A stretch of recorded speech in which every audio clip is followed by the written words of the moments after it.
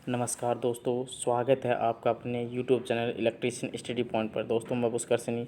जैसा कि आपको पता है कि फ़िलहाल हमने न्यू पैटर्न के असाइनमेंटों का सॉल्यूशन स्टार्ट कर रखा है। इससे पहले लगभग 17 वीडियो मैंने अपलोड कर दिए हैं और उसमें फर्स्ट सेमेस्टर का कंप्लीट कर दिया और सेकंड सेमेस्टर का अपन फिलहाल कर रहे हैं। ठीक है दोस्तों, यदि आप चैनल पर नए हैं तो चैनल को सब्सक्राइब कर लीजिएगा और साइड में जो बेल आइकन होता है उसको प्रेस कर लीजिएगा, जिससे कि आने वाले वीडियो का नोटिफिकेशन आपको मिल सके और ज़्यादा से ज़्यादा अपने दोस्तों को शेयर कीजिएगा। ठीक है, आज बहुत ही इंपॉर्टेंट क्वेश्चंस स्टार्ट होने वाले हैं और ये सेशन बहुत ही अच्छा होने वाला है। आज अपन करेंगे डोमेस्टिक जो अप्लाइंसेज होता है सेकंड सेमेस्टर का, उससे रिलेटेड क्वेश्चन करेंगे। ठीक है दोस्तों, तो वीडियो को स्टार्ट करते हैं। जैसा कि स्क्रीन पर आपको पहला क्वेश्चन दिख रहा है आज का, हीटिंग तत्व बनाने के लिए किस सामग्री का उपयोग किया जाता है। मतलब हीटिंग तत्व मतलब हीटिंग एलिमेंट बनाने के लिए किसका प्रयोग किया जाता है। नाइक्रोम का प्रयोग किया जाता है। किसका प्रयोग किया जाता है भाई, नाइक्रोम का प्रयोग किया जाता है। और नाइक्रोम यह भी एक मिश्र धातु होती है। किस किस से मिलकर बनी होती है नाइक्रोम भाई, निकिल निकिल प्लस क्रोमियम से मिलकर बनी होती है। निकिल कितना होता है 80%, क्रोमियम होता है 20%। ठीक है दोस्तों, तो फिलहाल क्वेश्चन का आंसर क्या हो जाएगा भाई, नाइक्रोम हो जाएगा। सी ऑप्शन इसका राइट आंसर हो जाएगा। नेक्स्ट क्वेश्चन करते हैं। What is the name of the part of electric iron. विद्युत स्त्री के भाग का नाम बताइए। ये आपको नीचे वाला जो प्रेस का निचला हिस्सा है उसको क्या कहते हैं वो बताना है आपको। उसे कहते हैं सोल प्लेट। ए ऑप्शन इसका राइट आंसर हो जाएगा। ठीक है दोस्तों, ए ऑप्शन इसका राइट आंसर हो जाएगा। और टेम्परेचर को कंट्रोल करने के लिए कौन सा स्विच होता है, थर्मोस्टेट स्विच का प्रयोग करते हैं। ठीक है, नेक्स्ट क्वेश्चन है 203 नंबर का। माइक्रोवेव ओवन हो तो में स्टीलर मोटर का कार्य कौन सा होता है। जो माइक्रोवेव ओवन होता है, ओवन मतलब जो अपनी खाद्य सामग्री वगैरह होते हैं उसको सुरक्षित रखने के लिए, जैसे अपने समोसे वगैरह होते हैं या फिर कोई सब्जी वगैरह होती है उसको ताज़ा रखने के लिए माइक्रोवेव ओवन का प्रयोग किया जाता है। उसमें स्टीलर मोटर जो होता है उसका कार्य क्या होता है, उसका क्या कार्य होता है भाई। माइक्रोवेव ओवन स्टीलर ओवन का घूमता है और विद्युतीय चुंबकीय ऊर्जा को दर्शाता है। ये इसका राइट आंसर हो जाएगा। डी ऑप्शन इसका राइट आंसर हो जाएगा। Revolves and reflect the electromagnetic energy. घूमता है और विद्युत चुंबकीय ऊर्जा को दर्शाता है। डी ऑप्शन इसका राइट आंसर हो जाएगा। नेक्स्ट क्वेश्चन करते हैं। गीजर में यू बैंड का क्या उद्देश्य है जो एक्स से चिन्हित किया गया है। आपको ये गीजर का एक डायग्राम दे रखा है। अच्छा, गीजर में ज़्यादातर क्वेश्चन ये पूछता है कि इसका जो टेम्परेचर होता है थर्मोस्टेट स्विच का, वो उसका रेंज कितनी होती है। उसकी होती है 32 degree Celsius to 88 degree Celsius. ये क्वेश्चन गीजर से रिलेटेड ज़्यादा पूछता है। ठीक है, टेम्परेचर रेंज होती है। अब इसमें क्या दे रखा है आपको, एक यू बैंड वाला ये दे रखा है, इसका बारे में पूछा। ये क्या करता है भाई, जो पानी होता है पानी की निकासी को रोकने का पाइप होता है। Prevent draining of the water, पानी की निकासी को रोकता है। ए ऑप्शन इसका राइट आंसर हो जाएगा। नेक्स्ट क्वेश्चन करते हैं 205 नंबर का। दोस्तों ये 205 नंबर का क्वेश्चन ऐसा क्वेश्चन है जो कि हर एग्ज़ाम में ये पूछा जाता है। ठीक है, कैसे पूछा जाता है आपसे, या तो ये ऐसे पूछेगा कि ऐसी कौन सी मोटर है जो कि AC DC दोनों सप्लाई पर कार्य करती है, या फिर ऐसे पूछेगा कि जो अपनी मिक्सी वगैरह होती है, खाद्य मिक्सर होती है, उसमें कौन सी मोटर का प्रयोग किया जाता है। ठीक है, तो दोनों का आंसर सेम ही होगा। क्वेश्चन में क्या पूछा है, खाद्य मिक्सर मतलब फूड मिक्सर में किस प्रकार की AC सिंगल फेज मोटर का प्रयोग किया जाता है। यूनिवर्सल मोटर का प्रयोग किया जाता है। ठीक है, ए ऑप्शन इसका राइट आंसर हो जाएगा। और यूनिवर्सल मोटर को हिंदी में क्या बोलते हैं भाई, सार्वभौमिक मोटर बोलते हैं। क्या बोलते हैं, सार्वभौमिक मोटर बोलते हैं। और ये एक ऐसी मोटर होती है जो कि AC और DC दोनों सप्लाई पर कार्य करती है। ठीक है दोस्तों, तो फिलहाल क्वेश्चन का आंसर क्या हो जाएगा, ए ऑप्शन इसका राइट आंसर हो जाएगा। नेक्स्ट क्वेश्चन करते हैं 206 नंबर का। 206 नंबर का क्या दे रखा है, हीटर के अधिकतम निर्गत के लिए कौन सा स्थान सही है। मैक्सिमम आउटपुट किस स्थिति में प्राप्त होगा, ये कहना चाहता है। तो देखो भाई, फर्स्ट स्थिति की बात करते हैं। फर्स्ट स्थिति ये वाली है, इसमें देखो ये ओपन हो रहा है, ये ओपन हो रहा है, तो इसमें भी नहीं प्राप्त हो सकता। इसी तरह से फोर्थ स्थिति में देखते हैं, ये देखो ओपन हो रहा है इधर, इधर हो रहा है, ये भी नहीं हो सकता। थर्ड में इधर वाला ओपन हो गया और सेकंड में ये कंप्लीट हो रहा है, तो सेकंड पोजीशन में ज़्यादा आउटपुट प्राप्त होगा। ठीक है, बी ऑप्शन इसका राइट आंसर हो जाएगा। नेक्स्ट क्वेश्चन करते हैं। अच्छा क्वेश्चन है दोस्तों, ये भी जूल के नियम के अनुसार उत्पन्न गर्मी की गणना करने के लिए किस सूत्र का प्रयोग किया जाता है।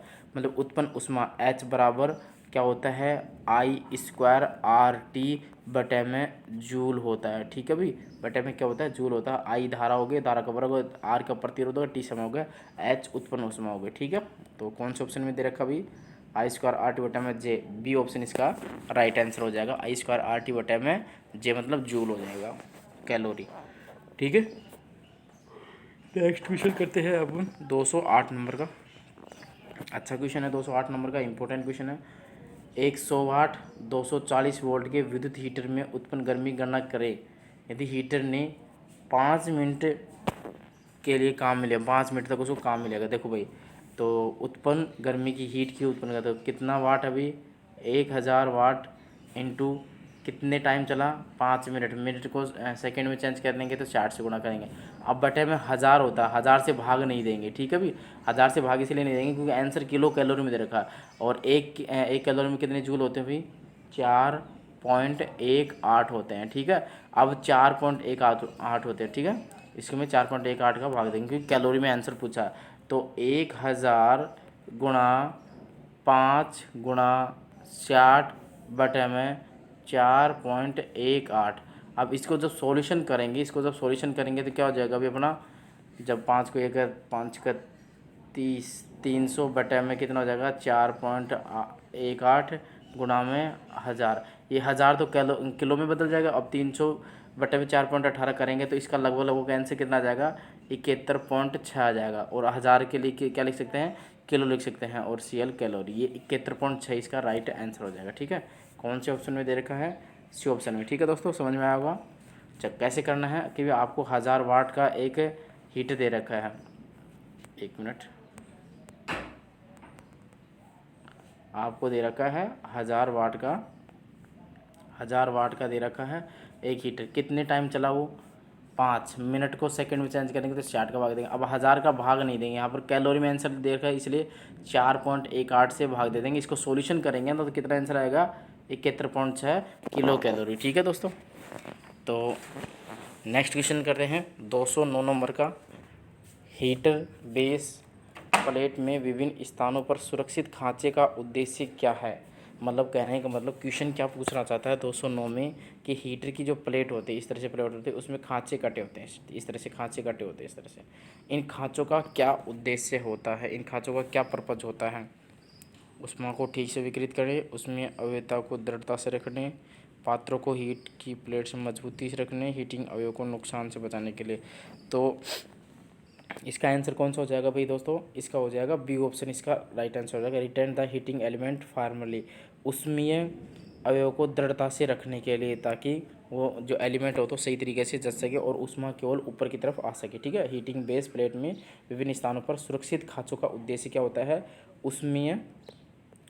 उसमें अवयव को दृढ़ता से रखे, इसलिए इसका उपयोग किया खांचों का बनाया जाता है। ठीक है, बी ऑप्शन इसका राइट आंसर हो जाएगा। नेक्स्ट क्वेश्चन कर रहे हैं,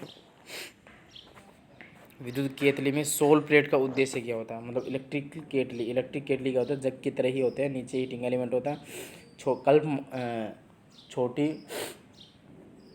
कम मात्रा में पानी या दूध गर्म करने के लिए क्या किया जाता है, इलेक्ट्रिक केतली का उपयोग किया जाता है, नीचे हीटिंग एलिमेंट लगा होता है। ठीक है, तो इसमें एक सोल प्लेट होती है, उस सोल प्लेट का उद्देश्य क्या है, क्या उद्देश्य है भाई सोल प्लेट का,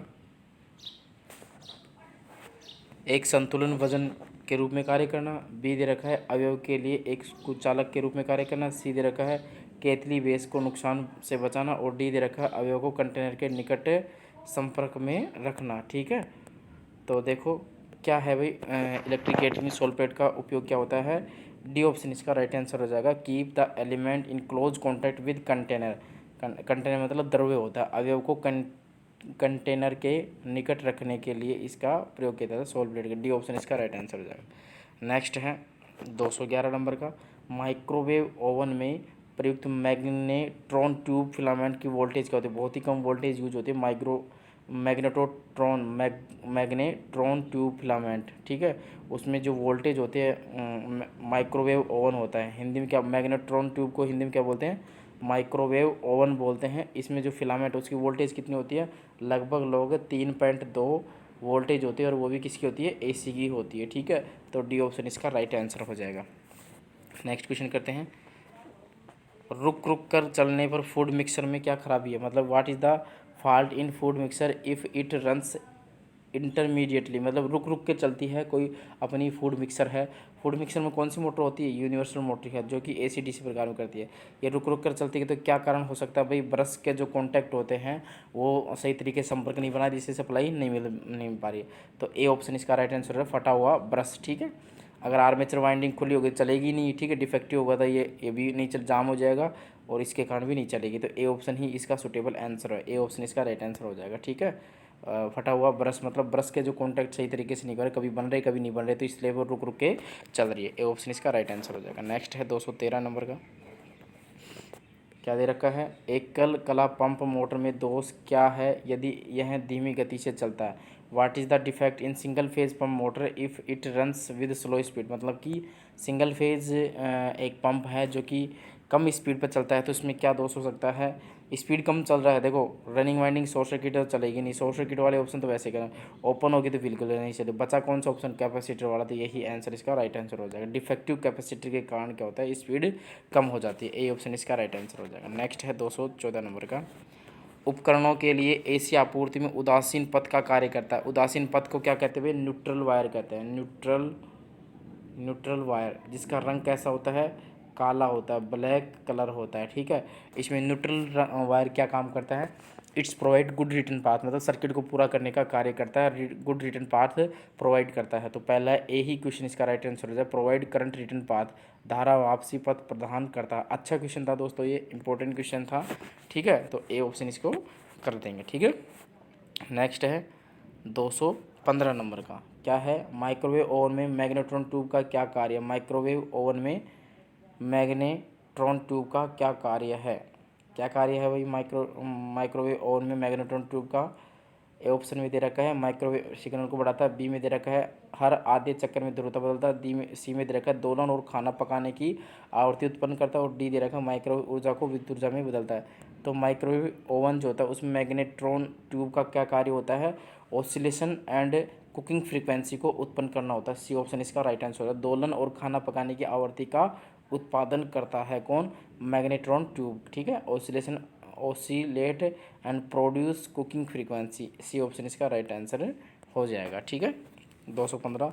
उसके बाद बात करते हैं 216 की, which type of motor is used in wet grinder. गीले चक्की में किस प्रकार की मोटर। अब देखो गीली चक्की में कुछ लोग इसको आटा चक्की समझ लेते हैं, लेकिन आटा चक्की नहीं होगा इसमें। इसमें होता है गीली चक्की का मतलब होता है जब उन शादी विवाह में क्या होता है, मसाले वगैरह होते हैं, जैसे धनिया वगैरह होता है या पेस्ट वगैरह पिसाते हैं ना, तो उस मशीन में उस मशीन की बात कर रहा था, उस मोटर की बात कर रहा है। उस मोटर में कौन सी मोटर यूज होती है, उस मशीन में कौन सी मोटर यूज होती है, capacity start induction run motor होती है, capacity start induction run motor की बात होती है। ठीक है, क्योंकि वेट ग्राइंडर दे रखा है यहाँ पर, वेट ग्राइंडर का मतलब होता है गीली चक्की आटा गीला थोड़ी ना पीसेंगे हम, तो गीली चक्की का मतलब होता है ग्राइंडर, वो जो कि मसाले वगैरह पीसते शादी वगैरह में, वजह से धनिया वगैरह होगा, लहसुन वगैरह को पेस्ट बनाते हैं ना, तो उस मशीन में कौन सी मोटर होती है, capacity start induction run motor. अच्छा क्वेश्चन है दोस्तों। इसके अलावा आपको आटा चक्की में पूछिए तो कौन सा आंसर करके आना है, कैपेसिटर रन मोटर स्टार्ट करके डी ऑप्शन करके आना था। ठीक है, फिलहाल इसका आंसर क्या हो जाएगा भाई, फिलहाल इसका गीले चक्की के लिए सी ऑप्शन इसका राइट आंसर हो जाएगा। ठीक है, गीली चक्की में किस प्रकार की मोटर होती है, capacity start induction run motor का प्रयोग किया जाता है। नेक्स्ट क्वेश्चन करते हैं 217 नंबर का। अच्छा क्वेश्चन 217 नंबर का भी देखो, what is the name of the circuit, circuit का नाम क्या है। अब देखो इसमें ये वाला क्या है भाई, ये सिंबल किसका होता है, सीलिंग फैन का होता है, छत का पंखा होता है। इसमें ये क्या लगे होते हैं, डायक लगे होते हैं, कैपेसिटर लगा होता है, रेजिस्टेंस लगे होते हैं। ये एक रेगुलेटर का इलेक्ट्रॉनिक्स रेगुलेटर होता है, ये इलेक्ट्रॉनिक्स रेगुलेटर होता है जो पंखे में काम लिया जाता है। तो ये ये किसका डायग्राम है, इलेक्ट्रॉनिक फैन रेगुलेटर का ये है। रेगुलेटर को निम्न भाषा में क्या बोलते हैं, नियामक बोलते हैं। तो इलेक्ट्रॉनिक फैन रेगुलेटर इसका राइट आंसर हो जाएगा। ठीक है, नेक्स्ट क्वेश्चन करते हैं 218 नंबर का, उच्च आवर्ती अनुप्रयोग के लिए किस प्रकार के ट्रांसफार्मर का उपयोग किया जाता है। मतलब उच्च वोल्टेज के लिए कौन सा होता है, पीटी होता है। पीटी का पूरा नाम क्या होता है, पोटेंशियल ट्रांसफार्मर। हिंदी में क्या बोलते हैं इसे, विभव ट्रांसफार्मर या प्रणामित्र, ट्रांसफार्मर को प्रणामित्र भी बोलते हैं। ठीक है, उच्च वोल्टेज के लिए कौन सा होगा, विभव ट्रांसफार्मर होगा। क्या दे रखा भाई, ओहो सॉरी क्या दे रखा है, विच type of transformer is use for high frequency, high frequency के लिए तो फेराइट कोर होती है, फेराइट कोर यूज होती है। उच्च आवर्ती के लिए किस प्रकार की कोर होती है, फेराइट कोर होती है, और फेराइट कोर वाला ही ट्रांसफार्मर यूज होगा। सॉरी वो उच्च विभव के लिए तो अपन पोटेंशियल ट्रांसफार्मर यूज होता है, लेकिन यहाँ पर उच्च फ्रीक्वेंसी पूछा, उच्च आवर्ती अनुप्रयोग के लिए पूछा, सॉरी दोस्तों। तो इसका आंसर क्या हो जाएगा, फेराइट कोर हो जाता है, ठीक है, फेराइट कोर ट्रांसफार्मर हो जाएगा।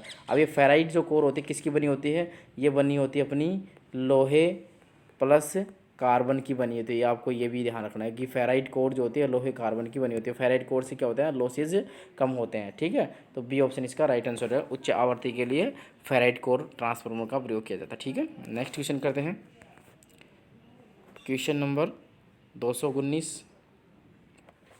एक आदर्श ट्रांसफार्मर में प्राथमिक वोल्टेज V1 तथा माध्यमिक मतलब सेकेंडरी वोल्टेज E2 V2 के बीच में संबंध है। आदर्श ट्रांसफार्मर है, आदर्श ट्रांसफार्मर में क्या होगा, लॉसेज किसी प्रकार की नहीं होगी। दक्षता कितनी होती है, 100% होती है। प्रतिरोध जो होता है उसका 0 होता है, क्योंकि लॉसेज 0 होंगे तो प्रतिरोध नहीं होगा, तभी लॉसेज 0 होंगे, ठीक है। दक्षता इसकी 100% होती है, दक्षता 100% होगी तो किसी प्रकार का लॉसेज नहीं होगा, लॉसेज नहीं होगा तो जितना अपन इनपुट दे रहे हो उतना ही अपना आउटपुट प्राप्त होगा, समझ गए। प्राइमरी में जितना अपन इनपुट दिया सेकेंडरी में उतना ही ये अपन को प्राप्त होगा, ठीक है। तो E1 V1 ए ऑप्शन इसका राइट आंसर है। E1 बराबर V1 एंड E2 बराबर V2 होता है, ठीक है। नेक्स्ट क्वेश्चन करते हैं 220 नंबर का। ट्रांसफार्मर में कंजर्वेटर का कार्य क्या है। कंजर्वेटर को हिंदी में क्या बोलते हैं, संरक्षक बोलते हैं। क्या बोलते हैं, संरक्षक बोलते हैं। और इसकी आकृति तो बेलनाकार होती है। कहाँ लगा होता है कंजर्वेटर, जैसे मान लो ये आपका ट्रांसफार्मर है, ठीक है, ये आपका क्या है, ट्रांसफार्मर है। इसके ऊपर क्या होता है, एक बेलनाकार सिलेंडर के जैसा लगा होता है, ठीक है। मुख्य जो टेम्परेचर तापमान के कारण क्या होता है, मुख्य टैंक का जो तेल होता है वो प्रसारित होता है, जिससे कि ये ऊपर फैल जाता है। किस में जाता है, कंजर्वेटर टैंक में जाता है, तो तेल को प्रसारित करने का काम करता है, ठीक है। तो इसका आंसर क्या हो जाएगा भाई, कंजर्वेटर का कार्य क्या है, लोड भिन्नता के कारण तेल स्तर के विस्तार की अनुमति। ये डी ऑप्शन इसका बिल्कुल राइट आंसर होगा। अलोज एक्सपेंशन मतलब विस्तार of the oil level due to load variation. Load, हाँ, लोड के अनुसार ही तो बढ़ेगा घटेगा उसका जो ऑयल प्रसारित होगा, तो लोड भिन्नता के कारण तेल स्तर के विस्तार की अनुमति देगा। डी ऑप्शन इसका राइट आंसर हो जाएगा, ठीक है। नेक्स्ट है 221। शॉर्ट सर्किट टेस्ट द्वारा ट्रांसफार्मर की किस हानि का निर्धारण किया जाता है। आपकी जानकारी के लिए मैं बताऊँ, ट्रांसफार्मर में 2 टेस्टिंग होती हैं। एक तो होता है शॉर्ट सर्किट, कौन सा होता है, एक तो होता है शॉर्ट सर्किट और एक होता है अपना ओपन टेस्ट है, ठीक है। शॉर्ट सर्किट तो किसके लिए होता है, कॉपर लॉसेज के लिए। किसके लिए होता है, कॉपर लॉसेज के लिए। और ओपन सर्किट होता है आयरन लॉसेज के लिए, ठीक है। तो दोनों ही याद रखना है। शॉर्ट सर्किट कॉपर लॉसेज मतलब तांबर क्षति के लिए यूज होता है। फिलहाल कॉपर लॉसेज पूछा है, इसलिए तांबर हानि इसका राइट आंसर हो जाएगा। ए ऑप्शन इसका राइट आंसर हो जाएगा, ठीक है। नेक्स्ट क्वेश्चन करते हैं, क्वेश्चन नंबर 22। बड़ा ही अच्छा क्वेश्चन है। देखो न्यूमेरिकल आसान है, बस अपन देख के घबरा जाते हैं। और न्यूमेरिकल जो करके आता है उसके मार्किंग अच्छी होती है, स्कोरिंग अच्छी होती है। तो देखो कितना अच्छा क्वेश्चन दे रखा है कि ट्रांसफार्मर में वोल्टेज के प्रतिशत विनिमय की गणना करें यदि शून्य शून्य भार वोल्टेज 240 वोल्टेज देगा और फुल भार वोल्टेज 220 वोल्टेज देगा। पहले तो देखेंगे अपन कि अभी ये वोल्टेज के प्रतिशत विनिमय क्या मतलब, वोल्टेज रेगुलेशन की बात कर रहा है। अब नो लोड पर वोल्टेज देखेंगे और फुल लोड पर वोल्टेज दे रखा है, ठीक है। तो आपको मैं बता दें एक फॉर्मूला होता है वोल्टेज रेगुलेशन का, प्रतिशत वोल्टेज रेगुलेशन का क्या फॉर्मूला होता है, VR मतलब वोल्टेज रेगुलेशन क्या होता है, V no load voltage minus V full load voltage बटा में फुल लोड वोल्टेज। और प्रतिशत के लिए क्या कर देंगे, 100 से गुणा कर देंगे। क्लियर, समझ में आया आपको। सूत्र क्या था अपना कि नो लोड पर वोल्टेज और फुल लोड पर वोल्टेज बटे में फुल लोड पर वोल्टेज गुणा में 100 कर देंगे प्रतिशत के लिए, ठीक है। तो करते हैं प्रतिशत वोल्टेज रेगुलेशन की। नो लोड पर वोल्टेज कितना दे रखा है, 240 दे रखा है, माइनस ये बराबर का चिन्ह है भाई, ये वोल्टेज रेगुलेशन के बराबर 240। No load voltage minus full load voltage कितना दे रखा है, 220 वोल्टेज बटे में फुल लोड वोल्टेज कितना है, 220 वोल्टेज गुणा में 100 हो जाएगा, ठीक है। हो जाएगा प्रतिशत के लिए। अब 240 में से 220 गया तो कितना बच गया, 20 बच गया। तो ये हो जाएगा 20 बटा 220 गुणा प्रतिशत के लिए 100 हो जाएगा। 1 0 से 1 0 कैंसिल हो जाएगा, 2 से काटा तो 2 एकम 2 यार, ये 11 हो जाएगा। 100/11 इसका आंसर हो जाएगा। जब इसको निकालेंगे 100/11 को जब सोल्व करेंगे तो क्या रहेगा, क्या हो जाएगा, 11×9 = 99, पॉइंट लग जाएगा, 10 हो जाएगा 0.9। ठीक है, तो 9.09% इसका राइट आंसर हो जाएगा। डी ऑप्शन इसका राइट आंसर। समझ में आया दोस्तों। आपको प्रतिशत वोल्टेज रेगुलेशन निकाले तो no load voltage minus full load voltage बटा में फुल लोड वोल्टेज गुणा में 100 करना होता है। ठीक है, नेक्स्ट क्वेश्चन करते हैं 23 नंबर का। ट्रांसफार्मर में टुकड़े टुकड़े में कोर का उपयोग करने का उद्देश्य क्या है। देखो टुकड़े टुकड़े का मतलब है laminated core. What is the purpose of using the laminated core in transformer. Transformer में जो कोर होती है उसको लेमिनेट क्यों किया जाता है, भंवर धारा हानि कम करने के लिए इसका यूज किया जाता है। और भंवर धारा हानि को इंग्लिश में क्या बोलते हैं, एडी करंट। तो रिड्यूस एडी करंट लॉसेस। ठीक है, डी ऑप्शन इसका राइट आंसर हो जाएगा। अब एडी करंट लॉसेस का सूत्र क्या होता है, WE। एडी करंट लॉसेस होता है अपना मैक्सिमम फ्लक्स डेंसिटी का स्क्वायर, F² और T², मतलब आवर्ती के वर्ग के समानुपाती होती है। ठीक है, तो डी ऑप्शन इसका राइट आंसर हो जाएगा। समझ गए। अब देखो हिंदी में टुकड़े टुकड़े से अपन कन्फ्यूजन आता है, इसलिए थोड़ा सा इंग्लिश का भी आपको ध्यान रखना चाहिए कि लेमिनेटेड कोर का यूज क्यों किया जाता है। तो एडी करंट लॉसेस को दूर करने के लिए, भंवर धारा हानि को कम करने के लिए। नेक्स्ट क्वेश्चन करते हैं। नेक्स्ट क्वेश्चन है what is the cooling method of transformer. Transformer की शीतलन विधि। आपको ये ट्रांसफार्मर देखा, ये अंदर तेल दिखा रहेगा, इधर ये बाहर की तरफ रेडिएटर से बने हुए हैं। तो कौन सी है ये भाई, ये अपने डिस्ट्रीब्यूशन ट्रांसफार्मर में ही होता है। ये कौन सी कूलिंग की है, ऑयल नेचुरल कूलिंग है कि तेल प्राकृतिक। फोर्स वाला तो होगा नहीं दोनों में। ठीक है, अपना हो गया oil natural, water force cooling, तेल प्राकृतिक। कौन सा मेथड है इसमें, तो फोर्स तो आएगा नहीं इसमें। ए ऑप्शन इसका राइट आंसर हो जाएगा, ऑयल नेचुरल कूलिंग मेथड, तेल प्राकृतिक ठंडा। ठीक है, तेल प्राकृतिक, ए ऑप्शन इसका राइट आंसर हो जाएगा। ठीक है, नेक्स्ट क्वेश्चन करते हैं 25 नंबर का। दोस्तों ये बहुत इंपॉर्टेंट क्वेश्चन है और इसको आप बहुत ही अच्छी तरह से ध्यान रखना है। ये क्वेश्चन ऐसा है कि एग्जाम में ऐसे कैसे छपता है। ठीक है, और बहुत ही आसान क्वेश्चन है। ठीक है, तो ट्रांसफार्मर से अधिकतम दक्षता कब प्राप्त होगी, या तो हानियाँ कम होंगी तब अब उनको क्या होगा, हानि कम होगी तभी तो अपन को दक्षता अधिक प्राप्त होगी, या लॉसेज कम होंगे, और या फिर कॉपर लॉसेज और कॉपर लॉसेज और आयरन लॉसेज बराबर होंगे। यहाँ पर ऑप्शन में कॉपर लॉसेज और आयरन लॉसेज के बराबर में होंगे। तो देखिए कौन से ऑप्शन में, सी ऑप्शन में दे रखा है कि कॉपर लॉसेज जब आयरन लॉसेज के बराबर हो जाएंगे तो दक्षता अधिकतम होती है। ठीक है, तांबर क्षति बराबर होती है लोहा क्षति के बराबर। ठीक है, तो इसका सी ऑप्शन इसका राइट आंसर हो जाएगा। कॉपर लॉसेस बराबर हो जाएगा आयरन लॉसेस, सी ऑप्शन इसका राइट आंसर हो जाएगा।